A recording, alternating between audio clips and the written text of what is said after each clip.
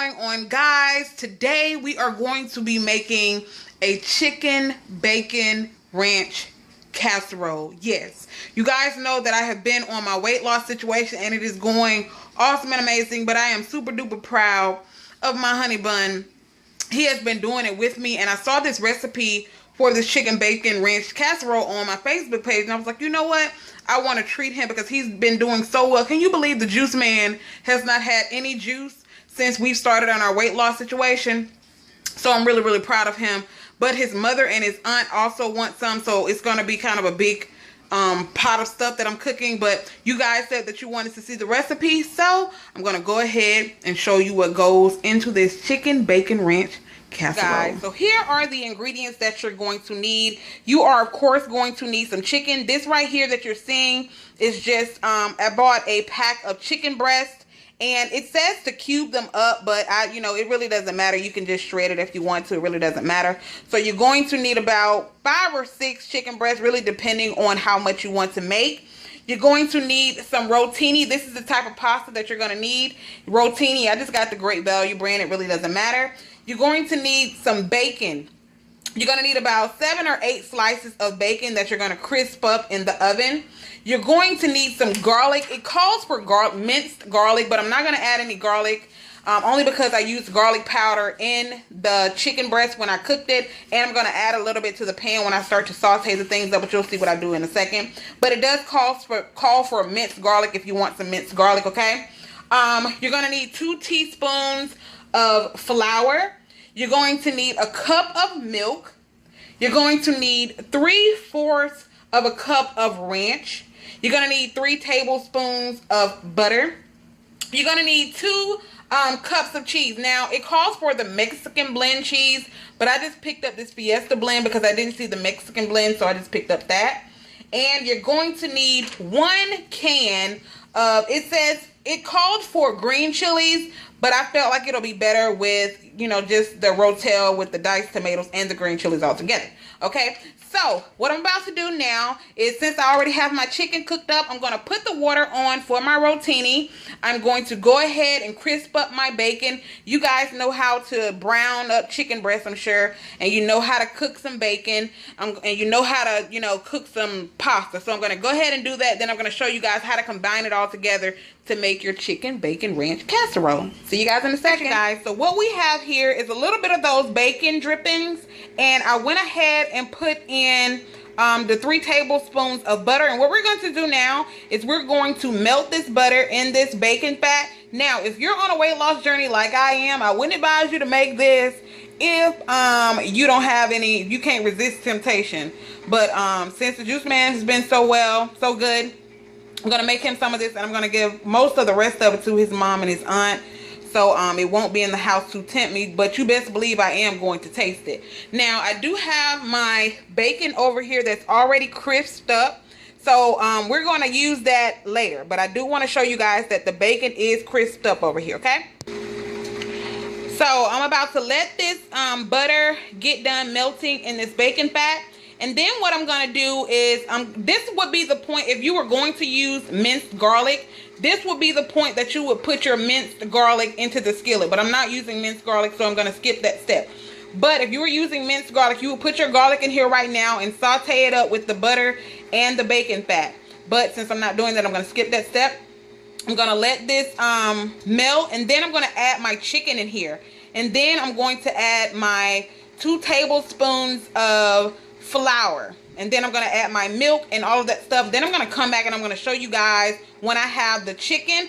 So I want you guys to know, all I'm about to do is add my chicken, my flour, and my milk in here right now, okay? And then I'm going to come back and show you guys what it looks like. All I have done is I've added my chicken and I've added my flour into this skillet, and what I'm about to do is I'm going to toss this around in this bacon fat, get it even more fattening, you know what I'm saying? Even more fattening and delicious, because we all know, although it ain't good for us, it's good, okay? Hey, it is what it is. So I'm going to toss this around in this bacon fat and this butter to kind of cook that flour a little bit, because what we're going to do when we add the milk, we want it to be able to thicken up. So I'm just going to toss this around in this butter and bacon fat and let it cook for about 3 minutes, just to cook that flour a little bit. And then I'm going to transfer this into a bowl so I can mix everything up and all of that good stuff. I have my water over here boiling for my noodles. So let me go ahead and cook this up for 3 minutes. Then next thing you're going to see it in the bowl. And then I'm going to show you how to add the rest of the ingredients. Come back and let you know that I did go ahead and add the milk into here, because the purpose of that flour is to thicken up that milk. So you want to add the milk into the skillet for about a minute or so, just so it can thicken up a little bit before you put it into the bowl. So once we get it into the bowl is when we'll add the rest of our ingredients. But be sure to add your milk into the skillet with the chicken and the flour and the bacon drippings and the butter. That way the milk can thicken up a little bit with that flour. So I definitely wanted to come back and let you guys know to go ahead and add your milk into the skillet with your chicken, okay? Now I'll come back when I'm mixing everything in the bowl. I cooked my chicken for about a minute or two until the milk kind of thickened up and everything in there. So now what I'm about to add is I'm about to go ahead and add in my chilies, okay? I'm going to add in a 3/4 of a cup of ranch. I'm going to go ahead and add in a handful of this cheese, and you want to leave some of the cheese for the top, okay? So, and I'm going to go ahead and crumble in the bacon that I have here. So I'm going to go ahead and get that in the bowl. Like I said, make sure you have a nice size bowl, because once your noodles get done cooking, you're going to need to toss that in there as well. So let me go ahead and add this stuff in here, and then I'm going to come back and show you what it looks like. So I have my chicken, my ranch, my chilies, and my cheese in here. I do want to say that I did drain off most of the juice to my chilies, because you do not want your casserole to be really wet. So I did drain off of most of that. I did decide that I'm going to wait until I almost put it in the oven to add my bacon, because I know it's going to lose a little bit of the crispness, but I want to keep some of that crispness. So what I'm about to do is I'm about to go ahead and mix this up.